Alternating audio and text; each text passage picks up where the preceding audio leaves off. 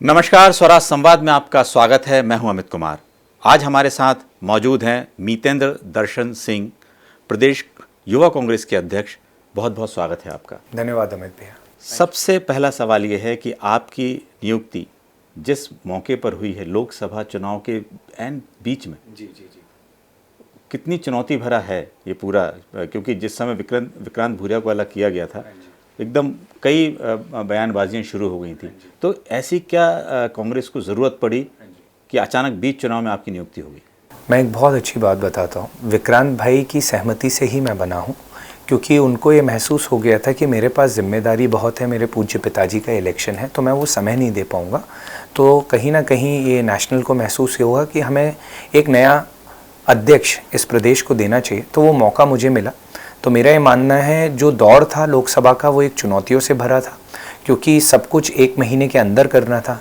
मेरा प्रयास था, मेरी कोशिश थी कि इस एक महीने के सफ़र में मैं उस हर एक लोकसभा तक पहुंचा जहां पर एक यूथ कांग्रेस के साथी को टिकट दिया गया था, और हमारा प्रयास था कि उन सभी बातों को लोगों के बीच पहुंचाना। जो बात थी न्याय की, जो हमारी योजनाएं थी, युवा योजना को लेके, हमारी किसान योजना को लेके, महिलाओं को लेके, हमने कोशिश किया कि आदरणीय राहुल गांधी जी ने जो कहा, जिस बात को कहा कि 1 लाख महिला को देंगे, 1 लाख हम युवाओं को देंगे, तो 8,500 महीना जो ये देश की पॉलिसी मेकिंग के लिए एक अहम पहल है। मैं हर बात ये कहता हूँ और व्यक्ति से कहता हूँ कि जब राजीव जी की वो जब 5 योजनाएं आई थी, जिसमें उन्होंने 18 साल के व्यक्ति को वोट डालने का अधिकार दिया था, नेहरू नवोदय खोले थे क्योंकि एक ग्रामीण में लोगों को शिक्षा मिल सके, कंप्यूटर क्रांति आई थी, और पंचायत राज, कभी आप उसके पीछे जाएंगे, जो कि आप अमित जी जानते हैं और समझते भी हैं कि आज अगर सरपंचों के गांव में इतना डेवलपमेंट है तो उसका सबसे बड़ा योगदान पंचायत राज था। तो वो सोच जो आज 24 साल में इस भारत देश को किस मुकाम पर लेकर आई, आज वही सोच ये न्याय योजना थी राहुल जी की, जो आने वाले 20 साल का भविष्य। लेकिन कहीं ना कहीं चुनौती मोदी गारंटी और मोदी की सोच जो युवाओं के लिए है, वो कैसे कैसे आपको परेशान करती है, कि ये कहेंगे कि किस तरह परेशान करती है कि वो पूरा का पूरा युवा जो है बीजेपी की ओर आकर्षित हो रहा है? अमित जी, आपने अभी मुँह से कहा मोदी गारंटी, तो पूरा देश जानता है वो मोदी जी की गारंटी है, भाजपा की गारंटी नहीं है। तो मोदी जी की गारंटी मोदी जी को भी नहीं पता है कि कितनी चलने वाली है, कितनी नहीं चलने वाली है। तो मेरे मानना है, तो ये युवा खुद समझ चुका है कि जिस व्यक्ति ने सपने तोड़े हैं, जिन्होंने कहा था 20 करोड़ नौकरियां देने को, जिन्होंने कहा था 15 लाख अकाउंट में भेजने को, जिन्होंने कहा था तथा कथित कि हम एमएसपी लेकर आएंगे, तो जब युवाओं को ये महसूस हो गया कि सामने प्रधानमंत्री हमारे सपनों के सौदागर बन गए हैं, सपनों को वो बेचने लगे हैं, तो आप मानिएगा इस बार के लोकसभा के इलेक्शन में जब हम 4 के बाद मिलेंगे, बैठेंगे, तो आप ये कहेंगे कि युवा इस बार कांग्रेस के साथ। चलिए, बिल्कुल इसको जरूर देखेंगे। लेकिन एक बात देखने में आई, आपने लगातार दौरे किए होंगे, वोटिंग परसेंटेज कितना गिरा है? क्योंकि युवाओं की जिम्मेदारी होती है कि बूथ तक लोगों को ले जाना। आपसे कहाँ चूक हो गई इसमें कि इतनी कम वोटिंग हुई? कांग्रेस भी पूरा अपना गणित तो कर ही रही थी कि ज़्यादा से ज़्यादा वोट। बहुत अच्छी बात आपने पूछी। तो मैं ये मानता हूँ कि पूरी जिम्मेदारी एक अकेले मितेंद्र युवा पे नहीं थी, युवा भाजपा के भी बहुत हैं, युवा आपके भी बहुत हैं। तो मैं ये मानता हूँ जो मेरी जिम्मेदारी थी एज अ युवा, वो मैंने अपनी विधानसभा, अपनी लोकसभा में अगर आप देखेंगे वहाँ परसेंटेज 63 और 64 गया है। तो मैं मानता हूँ हम तथाकथित अपनी पूरी यूथ कांग्रेस, और बल्कि बाकी लोकसभा में भी जहाँ पर हमारे यूथ के लोग काम कर रहे थे, मोस्टली लोकसभा में 60% से ऊपर ही गया। और यूथ कांग्रेस के जो साथी ने काम किया इस बार, वो था कि उन डिसेबल लोगों को लेके वोट डलवाना, उन बुजुर्ग लोगों को लेके वोट डलवाना। तो हमारा प्रयास था इस बार कि जो लोग घर से नहीं निकल सकते हैं, जो बुजुर्ग हैं, जो डिसेबल हैं, उनको ले जाके वोट डलवाना। वो यूथ कांग्रेस के साथी ने बहुत पूर्ण भाव और भावना के साथ किया। एक बात और आई है कि जो इस समय संगठन को देखा जाए, कांग्रेस के नेता भी मानते हैं कि संगठन इतना मजबूत नहीं है। ऐसे समय आपकी जिम्मेदारी, कोई बड़ा ऐसा आंदोलन सड़कों पर युवा कांग्रेस ने नहीं खड़ा किया जो इससे पहले हुआ करता था, तो लगता है आपको कि आपकी नज़र में है, आपको याद है कि कौन सा ऐसा बड़ा आंदोलन आपने खड़ा किया हो सड़कों पे? देखिए, मैंने एक बहुत बड़ा आंदोलन कमिश्नर का घेराव किया था। आपका मतलब युवा कांग्रेस का? अब मैं युवा की बात कर लेता हूँ। मैं आज भी आपसे एक बात कहता हूँ, जब जब लोग कहते हैं ना कि संगठन की बात आ जाती है कि संगठन दिखता नहीं है, पर मैं आज यहाँ कह के जा रहा हूँ कि ये मेरा वादा है, आने वाले समय में आपको हर एक विधायक के पीछे 200 यूथ कांग्रेस के लड़के खड़े मिलेंगे, क्योंकि हमारा प्रयास है कि आने वाले समय में सिर्फ संगठन को मजबूत करने का काम ये यूथ कांग्रेस करने जा रही है, और वो भी इस तरीके से कि जब हम और आप नेक्स्ट टाइम मिलेंगे तो मैं उस योजना को शेयर करूंगा, क्योंकि वो अभी तक मैंने लॉन्च नहीं की है, मैं वो बोल नहीं रहा हूँ कि हर एक व्यक्ति के पीछे 200 से 300 यूथ का साथी खड़ा होगा। चलिए, इसको ज़रूर देखेंगे, लेकिन एक बात देखने में आई है, लगातार कांग्रेस के बड़े नेता हों, युवा नेता हों, विधायक हों या महापौर या छोटे पार्षद, सब के सब जो हैं बीजेपी में शामिल हो रहे हैं और हुए हैं अभी लगातार। लंबी सूची है, वो तो रिकॉर्ड तोड़, उनके पास रिकॉर्ड है कितने लोगों ने ज्वाइन किया। ऐसे समय में आप क्या करेंगे, कैसे युवाओं को जोड़ेंगे कि, और ये जो इनका जाने से आपको लगता है कि पूरा जो कार्यकर्ता भी उनके साथ चले जाएंगे? देखिए, जाकी जैसी भावना, जो व्यक्ति स्वार्थ के साथ चलता है वो स्वार्थ में ही डूब जाता है। आप देखेंगे जो घर परिवार में 4 भाई भी होते हैं ना, तो जो स्वार्थ के साथ चलता है वो घर तोड़ के ही जाता है, घर बना के नहीं जाता है। तो ये जितने भी घर तोड़ के गए हैं, एक स्वार्थ के साथ गए हैं। और याद रखिएगा, विभीषणों की जगह है ना कहीं नहीं होती, और जितने विभीषण गए हैं हमेशा ये मैंने देखा है कि उन विभीषणों को ना तो कभी घर में जगह मिली, ना कभी पराये घर में जगह मिली। तो जो व्यक्ति स्वार्थ के साथ जाना चाहता है जाए, क्योंकि निस्वार्थ भाव से ही नई कांग्रेस पार्टी की नींव रखी जा रही है और रखी जाएगी। क्योंकि निस्वार्थ भाव से जो पार्टी बढ़ेगी, जो एक नई कांग्रेस कहूँ और यूथ कांग्रेस के साथी जिस ऊर्जा के साथ काम करेंगे, तो उनको भी मजा आएगा कि अब स्वार्थ को नहीं, काम को जगह मिलने लगी है, कर्म को जगह मिलने लगी है। और हमारा एक सिंपल फंडा है, जो काम करेगा वो आगे बढ़ेगा। और एक बड़ा अच्छा कोट है, मैं हर जगह कहता हूँ कि भगवान कृष्ण कहते थे, कर्मण्यवातिका रस्ते माँ फले सुकदा आचना, कर्म फल हेतु बहु माते संगोष कर्म। जो व्यक्ति जैसे बीज बोएगा वैसे ही फल काटेगा, ये संसार के लोग भूल चुके हैं। तो जो जैसे बीज बो रहा है वो वैसे ही फल प्राप्त करता है जीवन में। तो हमारा प्रयास होना चाहिए कि हम अच्छे बीज बोएं, जिससे आने वाले समय में फसल। कितना समय लगेगा आपको, जिस तरह की आप बात कर रहे हैं कि आपके एक प्रतिनिधि के पीछे 200 लोग खड़े होंगे, कितना समय लगेगा आपको इस पूरी टीम तैयार करने में? अगर एक प्रैक्टिकल बात करें तो इस 6 महीने में और आने वाले 1 साल के अंदर हम उस उद्देश्य को अचीव कर लेंगे जिस उद्देश्य को हम अचीव करने जा रहे हैं। और आपको बहुत जल्द नए आंदोलनों के साथ और नई विचारधारणाओं के साथ, नए मुद्दों के साथ हम यूथ कांग्रेस के सभी साथी आपको रोड पे दिखने वाले हैं। क्योंकि आज अगर आवाज़ नहीं उठाई तो युवाओं का भविष्य कहीं ना कहीं बर्बाद तो हो रखा है। आज आप देखेंगे व्यापम घोटाले से मध्य प्रदेश बाहर नहीं आ पाया, ये नर्सिंग घोटाला भी आ गया। तो इस मध्य प्रदेश को कहाँ लेके जा रहे हैं, युवाओं के भविष्य को कहाँ लेके जा रहे हैं कि एक कमरे से नर्सिंग कॉलेज की डिग्री मिलेगी, एक कमरे में आपने एक ऑफिस खोल दिया और कागजों पे काम चल रहा है। ये देश के युवाओं के साथ मैं ये मानता हूँ। लेकिन कहीं ना कहीं जैसे आपने व्यापम का नाम लिया या दूसरे मुद्दों के नाम आप ले रहे हैं, कांग्रेस पार्टी कहें या समग्र तरीके से कांग्रेस पार्टी उठाने में नाकामयाब रही। जनता तक मुद्दे जो हैं, चाहे महंगाई के हैं, रोजगार के मुद्दे हैं, इनको लेकर कांग्रेस सिर्फ और सिर्फ बयानों में रही। मैं जितना जानता हूँ व्यापम पे उस समय प्रदेश में भी बहुत बड़े आंदोलन हुए थे और मैंने स्वयं व्यापम को लेके बहुत बड़ा आंदोलन इस ग्वालियर शहर में किया था। तो कांग्रेस ने सदैव आवाज़ को उठाया है। भाजपा ने हमेशा कोशिश की है कि चौथे स्तंभ द्वारा उस आवाज़ को दबाई जाए, और कांग्रेस कल भी उस आवाज़ को उठा रही है, आज भी इस आवाज़ को उठा रही है और भविष्य में भी उठाएगी कि इनके हर एक मुद्दे को, जहाँ प्रदेश को इन्होंने पीछे किया। और आप याद रखिएगा, प्रदेश के युवा के साथ साथ एक परिवार खत्म होते हैं, परिवार के सपने खत्म होते हैं। आप अगर ये घोटाले कर रहे हैं कुछ चंद लोगों के लिए, आप उसमें करोड़ों लोगों की और लाखों लोगों के भविष्य की बलि दे रहे हैं। तो मेरा ये निवेदन और एक मैसेज है यहाँ से कि आने वाले समय में युवाओं को भी ये सोचना पड़ेगा कि किस सरकार के प्रति हम डिवोटेड हो रहे हैं। वो सरकार जो हमारी सौदागर करती है सपनों के, हमारे सपनों को बेचती है और हमें भविष्य को बर्बाद करने का कार्य करती है। नितिन जी, विपक्ष में कांग्रेस को विपक्ष जैसे अंदाज से चलना पड़ेगा, सड़कों पे उतरना पड़ेगा। बिल्कुल सर, 4 के बाद आपको सड़कों पे ही मिलेंगे और हर एक मुद्दे के साथ मिलेंगे। जहां पर मेरा और आपके रिपोर्टर का जो बातचीत होगी वो रोड पर होगी अगली बार, और इस बात को लेकर होगी कि किस तरीके से हम इनको घेरेंगे और किस तरीके से इनको घेरने की योजना बनाएंगे। अब प्रदेश में पीसीसी अध्यक्ष हैं, युवा हैं, उपनेता भी हैं, और ये कहा जाए कि नेता प्रतिपक्ष भी हैं, सब युवा हैं और आप युवा हैं। किसी तरह का ईगो क्लैश हो या जो वरिष्ठ लोग हैं उनका भी मार्गदर्शन लेंगे, कैसे करेंगे? I always says there is an age to learn, and मैं अपने आप को भाग्यशाली मानता हूँ कि मैं उस फेज़ में हूँ कि मुझे हर किसी से सीखने को मिले। कल मुझे किसी एक पत्रकार जी ने पूछा कि आप किसके तरीके के अंदाज से काम करने जा रहे हैं, तो मैंने बोला हर एक पॉलिटिशियन में कुछ ना कुछ सीखने वाली चीज़ होती है।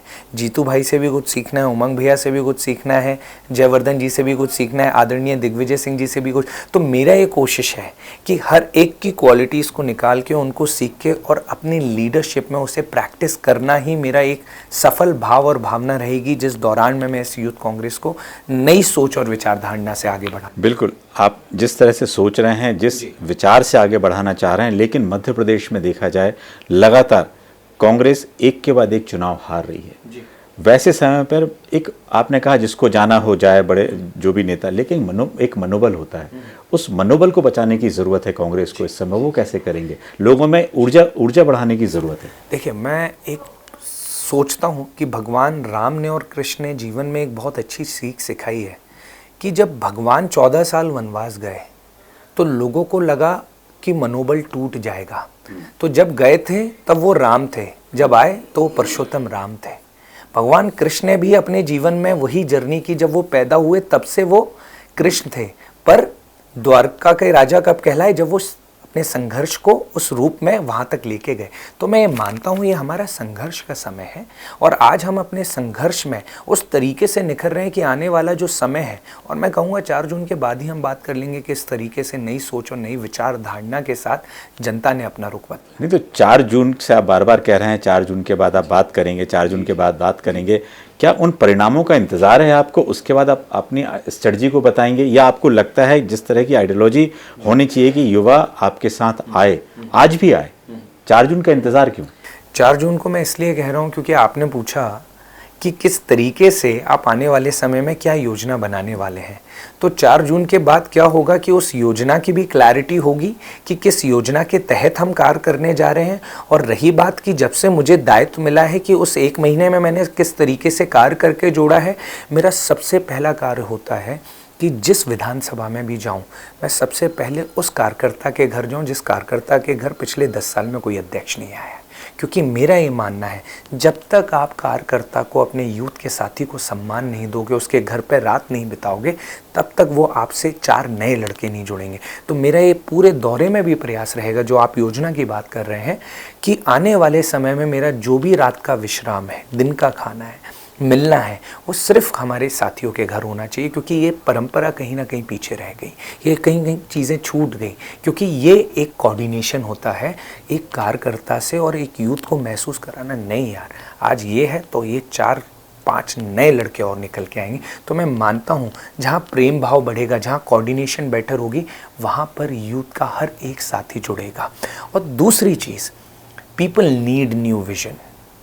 आप उसकी लड़ाई कैसे लड़ रहे हो थाने में, ये भी मैटर करता है। आप उसकी लड़ाई कैसे लड़ रहे हो जब उस पर कोई मुसीबत है। हमारी ये कोशिश रहेगी, भला वो मन हो, तन हो और धन हो, तीनों तरीके से यूथ कांग्रेस के साथी को सुरक्षित की जाए, कि उसे महसूस हो कि आज उसके घर में शादी है तो यूथ कांग्रेस का भाई खड़ा हुआ है। तो एक पारिवारिक ढांचे से इस यूथ कांग्रेस को चलाने का मेरा कार्य है, कि जिससे लोग इन्फ्लुएंस होकर देखेंगे कि अगर हमको काम करना है तो इस परिवार में आके करना है। क्योंकि इस परिवार में हर एक व्यक्ति का बराबर से, भला वो स्वास्थ्य हो, भला वो शिक्षा हो, ख्याल रखें। आप लगातार जिस तरह की बात कर रहे हैं, योग अध्यात्म से लेके भी बात आप लगातार कर रहे हैं, अचानक राजनीति में आने को लेकर, क्योंकि राजनीति जिस तरह से आपको काम करना है, कैसे आपको लगा कि राजनीति में आना है? युवाओं को, चूंकि आप युवाओं को किस प्रेरणा के साथ लेके आएंगे? देखिए, मैं एक हर किसी से बात कहता हूँ और मैं सोचता हूँ कि ईश्वर उस भाव और शब्द को मेरे मुंह पे और ज़ुबान पे रखे जब मैं इस बात का जवाब दूँ आपको। मैं ये मानता हूँ कि आज मैं ये राजनीति अपने पूज्य पिताजी के नाम के लिए कर रहा हूँ, क्योंकि मैं ये मानता हूँ उनके बड़े सपने थे इस देश की जनता के लिए और इस प्रदेश की जनता के लिए करने को। तो एक बेटे के नाते मेरा दायित्व था कि आज पूज्य पिताजी नहीं है तो उनके अधूरे सपनों को पूर्ण करूं। तो हर एक, मैं स्वयं गांव में पला बढ़ा हूं, मैं जडेरुआ में रहा हूं, तो मैं ये जानता हूं कि एक गांव के लड़के के क्या सपने होते हैं। तो मैं खुद उन सपनों को गुजरते हुए, महसूस करते हुए जी के आया हूं। तो मेरा ये मानना है कि आने वाला समय जितना भी हमारा यूथ कांग्रेस का साथी है, मैं उनके सामने एक उदाहरण बन के ये दिखाना चाहता हूँ। ये फ़र्क नहीं पड़ता कि आप पैदा कहाँ होते हो, फ़र्क ये पड़ता है कि पैदा होने के बाद आप खुद को आगे अपने कर्मों से कैसे, क्योंकि परवरिश, लोग अक्सर कहते हैं कि अच्छी परवरिश वाले ही अच्छा बनते हैं। मैं नहीं मानता। मैं मानता हूँ जो व्यक्ति संघर्ष के दौर में पैदा होता है वो उतने ही सोने की तरह निकलता है। और मेरा ये मानना है जब एक गांव से मैं निकल सकता हूँ, जडेरुआ गांव से, तो हमारे और भी ग्रामीण में जो साथी बसते हैं, they can achieve whatever they want to achieve in this life. It just mean the matter of perseverance and dedication. लेकिन इस समय राजनीति में आने के लिए कम से कम एक उनको श्योरिटी भी तो ज़रूरत है भाई। कैलकुलेशन तो युवाओं का भी है ना। जी देखें, राजनीति एक आध्यात्मिक का रास्ता कह लीजिए। जैसे हम आध्यात्मिकता में क्यों जाते हैं कि हम स्वयं के सेंसेस को खुद को कंट्रोल करना चाहते हैं, जिससे हम एक थॉट प्रोसेस से चलें।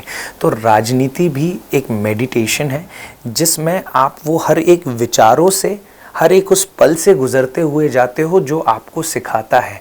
तो मैं हर युवा से ये कहना चाहूँगा, जो राजनीति करना चाहता है वो उस दृढ़ संकल्प के साथ आए कि इसमें संघर्ष करना पड़ेगा, तपना पड़ेगा, तब जाके ये फील्ड आपको कुछ बनाती है और देती है।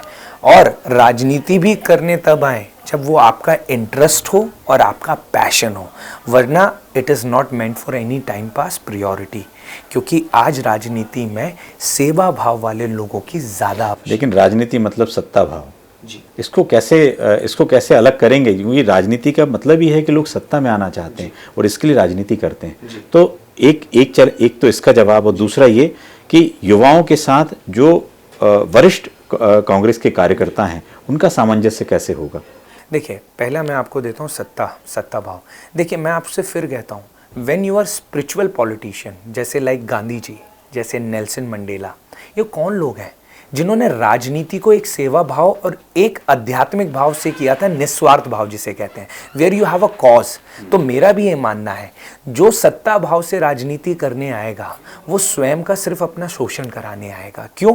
क्योंकि जब आपके पास ये भावना होती है तो उस भावना में आप कभी राज्य को नहीं बनाते, आप स्वयं को बनाते हो, क्योंकि आप सत्ता के भूखे हो। अगर राज्य को बनाना है तो आपको त्याग भाव से ही राजनीति करनी आनी पड़ेगी। और रही बात सीनियर के साथ मैनेजमेंट की, इस बार मैं भाग्यशाली कहूँ अपने आप को कि जितने भी मेरे वरिष्ठ जन हैं, जब मैं उनसे मिला अपनी सरलता भाव से, तो उन्होंने एक ही चीज़ मुझसे कही, सुनो, हम आपको नाम देंगे यूथ कांग्रेस के लड़कों के, पर हमारे कहने से मत बनाना, उनको आजमाना, उनको देखना कि किसमें कितनी क्षमता है और उस क्षमता के आधार पर उसको उसकी जगह देना।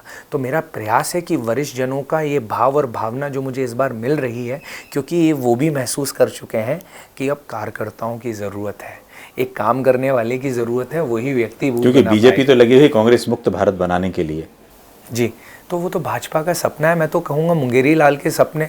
क्योंकि जो ये सोच लेता है मुक्त भारत बनाने का, तो वो देखिए, एक भाजपा की एक चीज़ और बता देता हूँ, ये राम नाम का नाम तो जपते हैं पर काम ये रावण वाले करते हैं। आप पूछोगे क्यों? क्योंकि प्रभु राम के बड़े अच्छे सिद्धांत थे, उनके सिद्धांतों में अहम नहीं था, उनके सिद्धांतों में थी सरलता, उनके सिद्धांतों में था त्याग, उनके सिद्धांतों में था कि एक मोती की माला में सर्व जाति और सर्व धर्म को पिरो के रखना। भाजपा क्या कर रही है? ये आपके सामने है अनिल जी, मेरे सामने नहीं, ये हर व्यक्ति के सामने है। कैसे आप जाति के वोट बैंक पे लोगों को तोड़ते हो, धर्म पे तोड़ते हो, और जब हम मुद्दे की बात पे आ जाते हैं तो आप कह देते हो राम मंदिर, फिर हम कह देते हैं कहाँ है वो 350 का सिलेंडर, आप कह देते हो 370।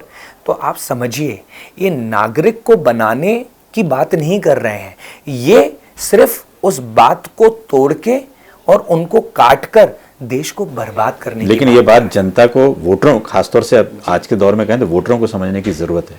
कैसे समझाएंगे? और फिर मैं आपके पास 4 जून पे आ जाता हूँ कि इस बात का जवाब आपको इस बार मिल जाएगा। तो इस बार ये कहें 4 जून को मध्य प्रदेश की यदि बात की जाए, चूंकि आपने दौरे किए होंगे सभी सीटों पे, कितनी सीटों की उम्मीद आपको लग रही है? मैं इस बात का एक ही जवाब देता हूँ हर जगह, जितना मुझे महसूस हो रहा है कि कहीं ना कहीं कुछ आंकड़े कहते हैं कि 15 सीट आ रही हैं, कुछ आंकड़े कहते हैं 7 सीट आ रही हैं, कुछ आंकड़े कहते हैं 3 सीट आ रही हैं, पर मैं ये समझता हूँ इस बार प्रेडिक्ट कोई भी नहीं कर पा रहा है। आप किसी भी मीडिया हाउस जाइए, किसी भी न्यूज़पेपर को देख, no one is able to give the right prediction. उसका रीज़न है यू डोंट नो।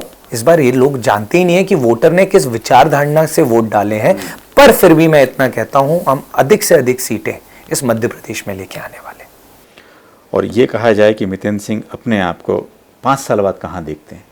3 साल का आपका ये कार्यकाल, क्या आपका विजन अपना है? आप युवाओं को खींच रहे हैं, उनको भी तो विजन देंगे, आपका अपना विजन क्या है? देखिए अपने लिए मेरा एक खुद के लिए एक ही विजन है कि I want to see myself as a productive personality where I should be capable enough to serve the youth.